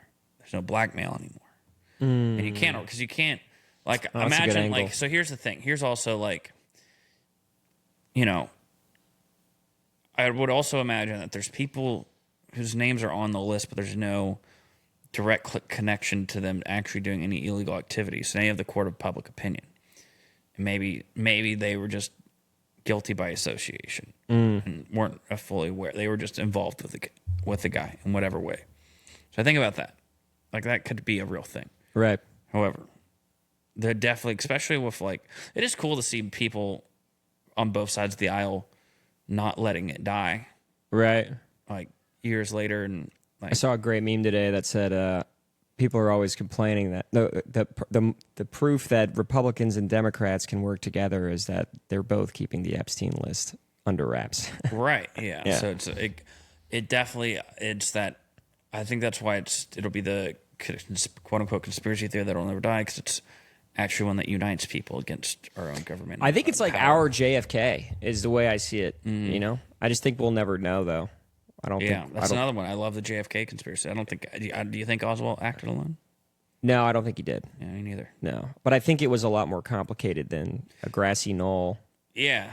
I think what probably happened is the CIA was aware that he was going to go for the shot, and they probably had some people in there that were like, "We need to make moves in Cuba that are actually like invading." And JFK is too much of a pussy to do it, so we have to just get this guy out of here. So they probably knew that there were some other organizations that were trying to make that happen, and they let that go through.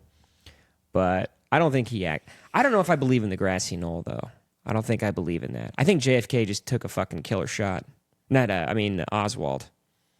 So you do think he acted like, you don't think there were multiple shooters? I don't think there were multiple shooters. Interesting. What about you? The whole like back into the left thing. That's the. But I mean, the shot definitely came behind him.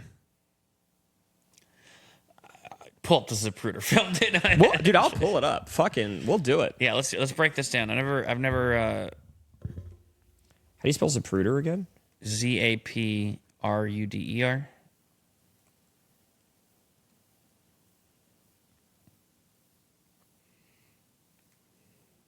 Yeah, they released some new information about. There you go. On the second one. They released some new information about the JFK files recently.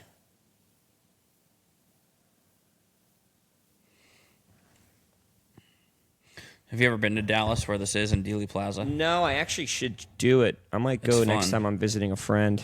Okay, so this is like where the first shot will ring out. He's like, grabbing his coat, and then he leans in. I think it already happened, right? No. He's been shot in the neck right here, and you see Connolly is like looking around because he's been shot. Then boom, that look to me comes from the front. It almost looked like it came from the side. But the grassy knoll would have been on the side. The grassy knoll is like our perspective right now. So the grassy knoll would be to his right. Right, which is, if he's facing at you, his right is that way, which means Yeah. his right is at us. So we would be the grassy knoll. No. But where Zapruder's standing, I'm talking about from the cameraman's point of view. The grassy knoll is to about his 3 o'clock. So Zapruder filming. Yeah. Here. Grassy knoll is going to be like kind of behind him to the right. So if you're Kennedy, it's going to be at like your 1 to 2 o'clock. Let me watch that hit again. I mean, right there, that's the head. That was still the headshot right Yeah, there. let's see it again. He kind of goes like this. Yeah. So that's what I'm saying. Like, I feel like if I was shot in the back of the head. But it could have just hit the side of his head. So you believe in the grassy knoll then? I mean, after going there, I'm like, yeah, that would be a good spot to get to, post some shooters up. This happened when George H.W. Bush was head of the CIA, by the way. Let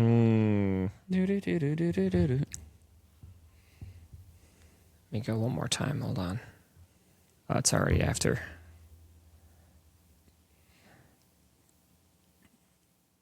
Yeah, it looks like it almost hits the side of his head right here. Yeah. I don't know. Right, dude? Yeah. But I mean, I guess the other thing is the fact that there could have been multiple shooters, I think, is irrelevant. Because that's not really what matters. What matters is who the fuck did it. Right. You know? So whether it was just Oswald or it was a grassy knoll. Yeah, I mean, Oswald was definitely involved. I just think he was the fall guy. Right. And I definitely think he was taking shots up there. That's why they killed him the next day. Yeah. But I don't know. I think it was definitely CIA, definitely some organized crime organizations. Everyone wanted that man dead. And they killed him. They killed him. Jack Ruby was a mobster. And the mob definitely wanted JFK dead as well. So, I don't know. The CIA probably knew. Someone was telling me the other day, like, the CIA was probably involved in the Trump shooting. And that one I don't believe. I don't think that the CIA is working on trying to kill Trump. Yeah, it is fun to see about, like, really lefty people think that's a conspiracy that he faked it. Yeah. I was like, no, I think he's just lucky to be alive. I think there was probably some larger interests that knew that the kid was going to go for it. Yeah, because there's a lot of weird things, like the roof not being, That was fucking bananas. And there were people yelling, like, he's up there. It's like, dude. And that kid was in, like, BlackRock commercials and stuff. Yes. His last name's Crook. That's kind of funny. Mm-hmm. There was a lot of things that it's like, man, this is weird. But, yeah. Aren't conspiracies fun, man? And I was talking to someone else about the 9/11 one, too. And I think the 9/11 one definitely has to be a conspiracy because with 9/11, if you're with a bunch of your boys in a cave in Afghanistan or even Saudi Arabia is where most of the guys were from, if you're planning this thing, someone's going to be like, hey, why don't we fucking short the market and make a fuckload of money while we do this? You know what I mean? Somebody's going to think of that when they're planning that out. People did. Exactly. So if you're people like did the day of, like in between the first two planes, people start shorting the market because they thought it was a terrorist attack. Yes, but that's already too late. I'm talking about who was shorting the market before, and those are the people. And there were people that did that. There were people that, like the guy who took a massive insurance claim out on the Twin Towers before. Yep. There's that dude, and then there's the other one, the guy who owned the Twin Towers, who showed up to work every single day, except for the day that it happened. He was late. Yeah. And it's like, come on, dude. Like, there's some interesting coincidences for sure. Yeah, some people knew. And I'm pretty sure what happened was the Saudis were like, look, we're going to contact some people, let them know that we're going to do this. There's nothing that they can do to change that. And it's going to happen, but we want money from you. And your life will be at risk and your family's life and all that. So I'm sure that happened. That's not even that crazy of a theory. Okay. You know? Plausible. But, yeah. And then they blew it up. So. Oh, you don't think they fell naturally? That I don't know. I think a plane in a building is enough to take it down. Yeah. I do too. It's a big fucking plane. Yeah, I don't think there are any explosives or anything. I will say though, to me, Tower 7 going down is kind of crazy though. Yeah. So I recently watched something on Tower 7 that made a little bit more sense about how from that angle of where it just looks like it's like a controlled demolition. That we've all seen a million times. Apparently, the other side of the building is what got hit by one of the collapsing towers, and that side was heavily damaged, and that's what started all the fires. So when the towers came down, part of it hit that tower? Yeah, it got hit with a bunch of debris. Yeah, and I think that would be enough to take out a smaller tower because Tower 7 was kind of small. Yeah, exactly. Well, yeah, comparative to the other towers. Yeah. The Pentagon getting hit. That's the weird one. So this is bullshit to me. So people are always like, "Oh, the plane happened to crash and hit the exact spot of where the documents for." And I'm always like, "Bro, if you're a terrorist flying a plane into the Pentagon, you're not going to fucking aim at the section where the files are." Mm-hmm. That's insanity. Okay. What that means, I don't know. Right. Yeah, I mean that part. I mean, yeah, the fact that the part that gets hit, I don't. Out of all the I believe yes, planes were actually used, civilian planes. Yeah. But the one for the Pentagon, the video of it, you don't see a plane ever. It just kind of looks like the building explodes. Oh, I've heard of this theory. Yeah. And that's why.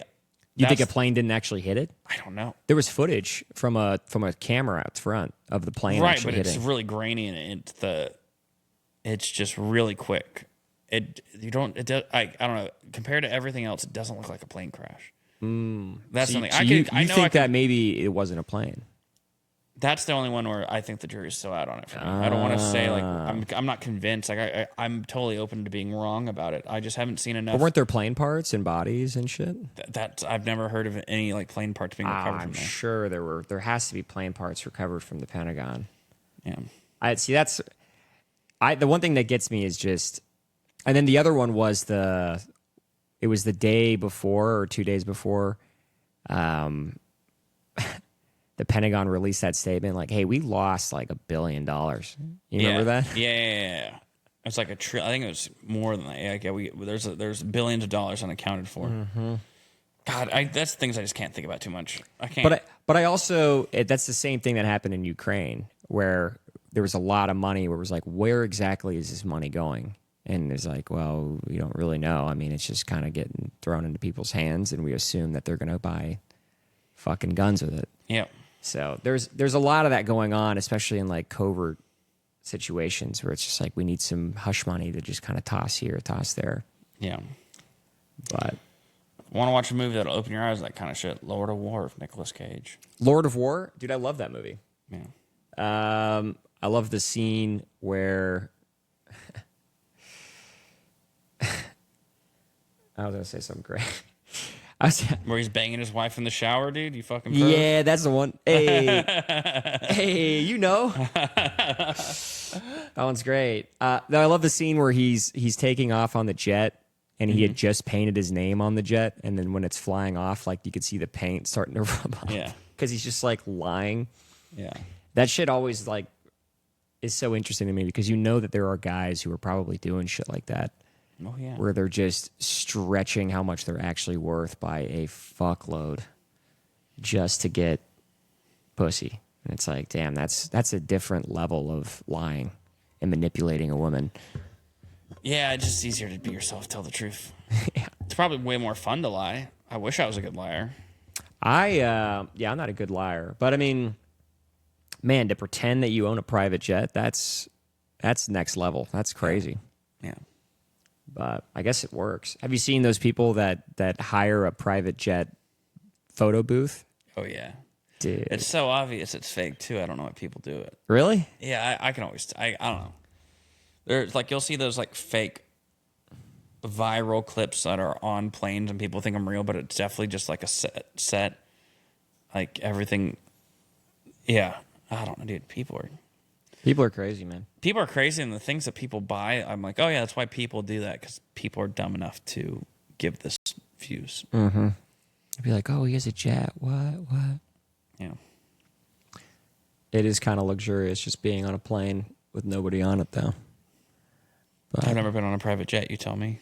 I've never been on a private jet. Okay. But I'm assuming it would be luxurious. Yeah. I don't know. I have been on a set though. A set of like a plane set? Like a fake private jet set. What for? I was just in the area. Oh, okay. I wasn't taking photos or anything. Don't go through my Instagram, dude. No, you're good. No, I haven't. That's interesting.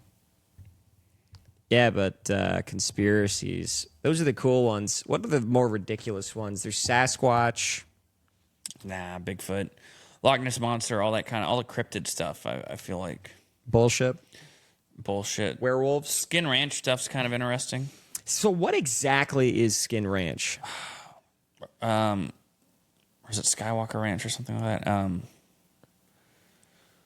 I don't know. It's like people are just finding these like cows perfectly mutilated and skinned, and we don't really know what can do that in that quick of time. A skinwalker? Yeah, Skinwalker Ranch. That's what I'm thinking. Yeah. So they think people are out there like a fucking Slender Man just skinning these things? Who knows, dude? I haven't gone down that rabbit hole. I just know that's one of them. Dude, a Slender Man is one that I could totally get behind. That's just some internet creepypasta? I know, but I love it, dude. That's some shit I would love to see. I'm good on Slender Man. Yeah? Yeah. If there was one thing that I wish was kind of real, Slender Man. That's It's a weird thing. I don't know. I'd rather have like, I don't know, something like dragons, like from How to Train Your Dragon that you could ride around and fly. Dragons? Man, but those dragon poops, bro. Oh, fuck it, dude. We'll figure it out. You'd have to doggy bag a dragon poop. Dude, no, it's just we would train them to go to like the garbage dump. How or to something. train your dragon to poop. Yeah, dude. Yeah, they kind of skipped that chapter, didn't Yeah, they? they didn't really talk about the fucking massive deuces those things were taking. Yeah.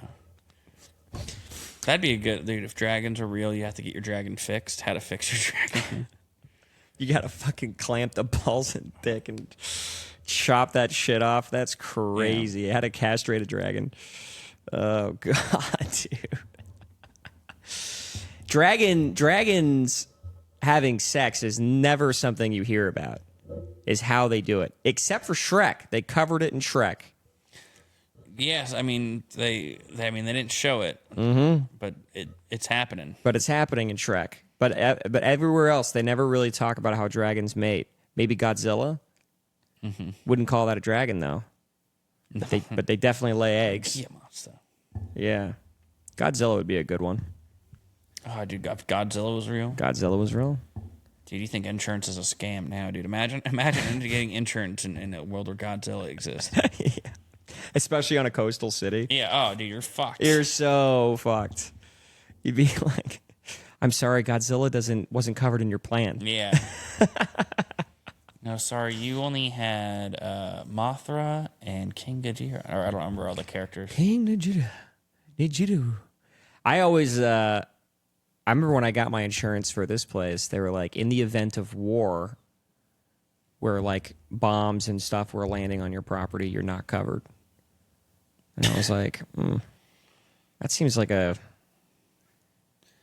of lame, right? Yeah, well, insurance is lame, dude. It's like, you're not going to cover war? What the fuck? I mean, yeah, if you cover everyone in a certain area and everyone's, that part, I kind of get that. You think so? I mean, yeah, if you're Like what happened in Hawaii? that was space lasers, obviously. Bro, didn't you know? Didn't you know, dude? That's why everyone painting their roofs blue or whatever, something stupid. Yeah. Space lasers and nuts. That's funny. No, and then same with California. Like everyone's houses catches on fire. That'd be crazy if their insurance didn't cover fire. It's like, wow, that's kind of dumb. Yeah. But here we have floods. That's a big one. Yeah, it feels like every 10 years the hill country gets hard with floods. Yeah. Because I remember Wimberley got hit really bad when I was in college. When we were in college, yeah, there was a big one that happened, I think, like 2017 or something. Yeah. San Marcos got hit pretty hard. Yeah, I did, actually. Yeah, that was during the summer. I wasn't there. But I remember, yeah. Yeah, I was living there during the summer, so. That's interesting. Well, what else, dude? What else can we talk about? We cover conspiracies. We cover the young girls on the square. The young girls on that island, dude. The young girls on that island. We covered comedy. What else do you do for fun? What else are you into? What's something that's happened recently that you're like, oh shit? I don't know. I got a lot of concerts, dude. It's like I'm a big music guy. Big music guy? You strike me as the kind of guy. Let me guess. Okay, here we go. You love 90s rock. Not as much as like 80s or 70s. I'm big, like more. Oh, really? Yeah, but 90s rock, yeah, like that's like I listen to like Alice in Chains, Soundgarden, Okay. the Chili Peps when I was younger. Not much anymore. So you're like a Guns N' Roses kind of guy. There you go. Guns N' Roses, great. Yeah, yeah. Guns N' Roses, like, just was the last, I think, hair band to exist. I don't really consider them a hair band. Really? They definitely, like, if you watch the music video for Welcome to the Jungle, like, yeah, they definitely had that, like, LA in them. They had a little hair going. But, like when, like, by the time, like, Use Your Illusions came out in the early 90s, like, they were done with that. So you're big on AC/DC? Massive, one of my all-time favorites. Saw them a few months ago in Dallas. I've seen them. That was my fourth time seeing them. You see that viral clip of them that came out, and everyone was like, retire. Ah, dude, that's just one. You can't judge a 2.5-hour concert off one clip, dude. Yeah, they're older, but what do you expect? Yeah. Still badass. I did feel like I was saying goodbye to one of my favorite bands the last time I saw them. Oh, really? Yeah. But I'm also a huge Deadhead. I go see the Dead a bunch, or Dead and Company a bunch. I've seen them 17 times now. Oh, wow. Just saw them at the Sphere for my 30th birthday. What about, you went to the Sphere? Oh, I've been to the Sphere. I went last year and this year, so I went and I go 3 shows. I go for a weekend because I go for a run of shows. So I've been to the Sphere 6 times. Is it as amazing as everyone says? It's even more amazing in person because like the videos look cool, but what you can't like really tell through like watching the screen through a cell phone screen is that the depth perception that place is able to replicate. Like things truly look like they're floating above you in 3D and stuff, and like it gets so black in there at night. If they put stars up, it looks like it looks like you're looking up outside. Yeah. And so yeah, the place is nuts. Yeah. That'd be a cool one to go to. That's definitely like one of the only technological marvels that I'm actually like interested in. Go away, Cam, man. That place costs over $1 billion to build, and they are in a lot of debt. Yeah, they're in a lot of debt, but they made something amazing, so it's like, fuck it, dude. Yeah. You made a piece of history with that. That thing is so cool. Hey, yeah. I want nothing but success for that place. The Sphere. It's just one of a kind. Yeah. Took my parents there this year. They were blown away by it because that screen is just larger than life. It goes above your head. That's crazy. Yeah. It's like IMAX on steroids. Exactly. Yeah. You got to watch Shark Boy and Lava Girl there. Well, they're doing the Wizard of Oz there now. They're showing the Wizard of Oz. They're using that sounds like it'd be boring. The Wizard of Oz. Well, they're using like AI and stuff to like expand the screens and stuff, make it bigger. Dude, AI videos are definitely another marvel, though. Like VO3 stuff like that. Yeah, that's one thing of like, oh, that's why they keep old people in power and politics, because like they would never know any better to like put any legislation on AI and like what disclaimers you should have to put on those videos to make video AI legal. I think they should put a disclaimer like this is an AI video. There should be a note on every single one of them. Yeah, That should be an actual law for sure. Yeah, there are these people that are doing like public service and they're making like news stories that look real, but they're meaning like, "Hey, I'm not real. This is I've AI." seen those. Like, yeah, I'm glad people. I've been sending those to my parents because God only knows what they're being fucking. Dude, I was sending some to my parents, and my parents were like, "Trump was actually playing guitar at a concert in Tennessee wearing an orange jacket," and I'm like, "No, dude, that's AI. It's fake." Oh God, dude. They believe it. They completely believe it. That's so funny. At this point, it looks so real that the only way you can tell it's fake is through context. I'm interested in seeing what the first AI comedy special is going to look like because that's coming. So, I've tried to be a hot chick AI doing jokes. You think it'd be good? I don't know. I've had asked ChatGPT to make jokes before, and they always are bad. Right, yeah, because you have to go on like Grok or something that like is a little less unfiltered. But I mean, I don't know. That is kind of a crazy idea to think that it's going to be making jokes. Because I feel like... I don't know. I feel like the art form has so much soul in it. Because like you can tell, like, I don't know. For me, like when I hear AI music, it's like I can tell because there's not a lot of soul in it. Right. I wouldn't know if it's AI. Now, if it's EDM, that's soulless music anyway, so I wouldn't really be able to tell. Right. But as far as like country music or like rock, blues, any of that kind of stuff, it's like, I don't know. So far I'm able to tell if it's real or not. I don't know. I haven't heard an AI song that I guess I'm getting behind. Apparently there's a Drake one that's really good, like a Drake AI song. But I feel like when it comes to comedy, it's more about the person. It's less about the joke, you know? Yeah. It's about the person telling that joke. Right. And I think nobody's going to give a shit about an AI. It's just going to be like, oh, it's a fucking AI. Yeah. But I think people like people. You know what I mean? I do, yeah. I don't know, but then again, like I think about those younger generations that are so disconnected. Like you and I, we like people, but these younger generations that are so disconnected from one another. I don't know. I think they'll grow up into it. I think it's just that they're stupid and young now. But I think over but we time, were stupid and young, but we had friends. Like we would go out and just get into adventures and shit. Yeah. Like I grew up playing outside. See, I didn't. That's why I kind of have good expectations for kids these days, because I was sort of a computer kid since I was very young. I always had computers and was playing video games, and I was like really into computers. But you know, kids these days, if they're doing what I'm doing, I'm like, I think they'll turn out okay. I think I'm a pretty normal guy. I just think that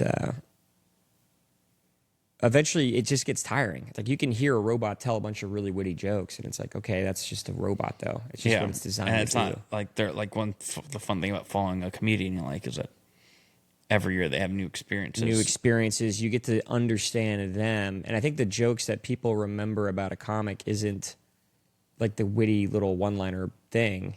It's about their experience and what they're going through. That's the shit that makes people go, that's You can see their growth as a human being. Exactly.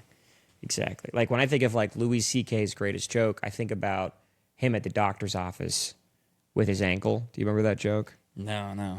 And he was like, oh, now that I'm 40, I go to the doctor, and the doctor, they don't try to fix anything anymore. They just say, this is just how it is now. You know? It's like, so I was like, my ankle's broken. If I was 20 years old and I went to the doctor and I said my ankle hurts, they're going to do whatever they can to fix my ankle. But now that I'm 40, they just go, you just have a shitty ankle now. That's it. That's the whole joke. But it was such a real moment for him that people are like, that's cool. We like that. Right. And I don't think a robot can ever have that, you know? Yeah, I feel that. Yeah. But I'll do a heartbeat check. How much longer you think you can go? Let's see. I probably anywhere out of here around 4, so another 5 minutes. Another 5 minutes? Yeah. Okay. I was like, I don't live too far from here. I'm like, all right, just want to get home and beat the traffic. Yeah. Oh, that's right, because it's going to be 5 and it's going to be shit. Where do you live? You said South Congress? No, I work on South Congress. I live not far from me. I live out by the airport. Yeah. So do I. Yeah, exactly. I just live on the other side of the airport. Nice. Yeah. What's like your next big gig you got coming up that you're excited for? I don't really have a whole lot. I had a bunch of stuff last month that I was like, okay. Did you sign up for FPIA? No, I did not. Okay. Did you think about it? I did, and then I was just like, I'm only a year in. I'm going to just give it a break. That's exactly what do it next year though. Yeah. But by year 2, like get one under your belt just to experience it. Yeah. I've been watching people do it, and I'm like, okay, that's fun. But I was like, I think I'm gonna wait a year and just kind of get more time under my belt. Yeah. If any of your friends have like guest lists, definitely try to go check it out. Get on the guest list and just watch it from an audience to see. They're doing it over at Cap City, right? Mm-hmm. Yeah. That I've actually never been there. It's crazy. You never sign up for their open mic when they do it? Never sign up for the Tuesday one. I usually just take it easy. But like tonight, I usually go out to a bunch. I do the Roscoe one. Right. Oh shit! I need to sign up for that. Well, actually, no. I got plans tonight. Yeah. I did that last week anyway. Yeah, I sign up for that one, and then I sign up for like Lucky the Creek Duck. one. I sign up for Lucky Duck. I haven't been down a Creek open mic in forever. What are the like? Do audiences stay still, or is it still just to avoid of nothing? It's Like really those interesting. Midnight ones where we used to be like, you do that, and it'd be like there'd be 3 people in there. So the midnight ones is how I started. I was like, this seems good because there's no one here, and it just felt comfortable to get going. That's so funny. But then over time, I was like, I think I need to try other places, and then I started signing up, and then I started avoiding the midnight ones.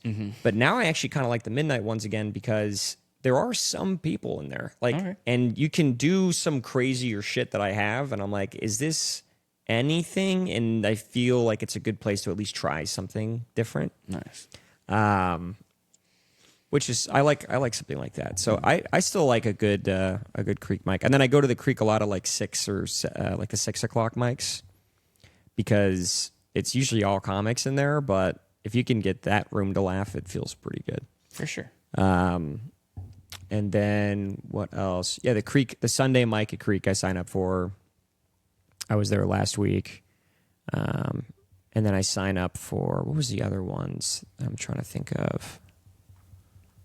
Have you done Mothership yet, or are you avoiding that? I did get on Mothership once. Okay. And I was very nervous. And I kind of figured, I was like, I think I'm going to get on. I'm going to be nervous. I'm not going to do great. And then I'll just keep signing up. And the next time I'll be more comfortable. So. Yeah, eventually it comes just a room. Yeah.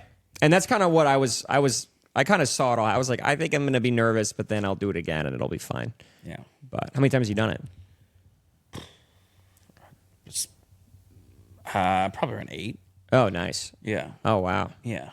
Yeah. I had a dry spell for like almost the entire football season, and then because I remember doing it right, and then I finally got on like 6 weeks ago. Oh, nice. Yeah. Yeah, I've signed up literally probably every Monday for a year since I started, and I only got on once. I was like, Yeah, it's crazy. It's a challenge. Yeah. For sure. But like you said, eventually it's just another day. So. Yeah. Yeah, I would just get lucky. I had gotten like some back to back and stuff in there, and now I feel like when it was easier when they had 2 nights a week because people would usually just go one of the days, but I was going both. Yeah, when I first Sunday, started, they were doing Sundays, and then they stopped. God, Sunday nights are way more fun than because you could hit Mothership, and you could hit Mothership, and then you could hit Creek, and you could do like something else, like late night now. There was Maggie Mays out there doing their thing too. Yeah. So there was a lot more going on Sundays, but now I feel like Sundays you have Sandjack, and I really don't like that mic. But I didn't know that mic was still going on. yeah, that one's still going on. And good for them. Yeah. Yeah. What about you? You got any shows you're looking forward to? That 30-minute spot in Cedar Park next week. It's Nice. a charity show. I haven't gotten like the information, but I think I'm doing it. If I understand correctly, I'm doing it in like a train car. Like doing comedy in a train car, which sounds kind of cool. And everybody else is in a train car, or you're standing in the train car? Standing. I think I'm like at the head of it, and like the audience is the seats, the passenger train. Oh, that's kind of cool. Actually, that is yeah. cool. I like that. From what I gathered so far, other than that, I'm in Houston tomorrow doing my Dress to Kill show at Punchline, which is fun. Awesome club. Yeah. And Houston. Have you gone to Houston yet? Never been. Dude. Houston's amazing. They've got a really cool dude. I did an open mic at the Riot on a Monday, and it was packed. Oh yeah, The coolest that never happens at open. I know, no, and apparently it's like regularly. Like the one I went to was like not as crowded as it usually gets. Like the Riot's just popping right now. Oh, that's amazing. I see a lot of clips of people there. Yeah, Yeah, that would be fun to do. To just take a trip to Houston and just be like, yeah, let's just do a bunch of those. yeah. It's how you build your network over time. Like you should eventually be trying to expand to San Antonio. At least that's where I first started. Like I know there's Tom's, which is where people in go New a lot. Braunfels. Yeah, Yeah. I'm doing that next month. Tom's, and then driving out to San Antonio. What's going on in San Antonio? You've got the Station. You've got LOL Comedy Club. You've got there's like I think it's like the Den, the Tiger's Den or something. There's a couple spots that are pretty fun in San Antonio. Yeah, that is really the next move is to just get mobile.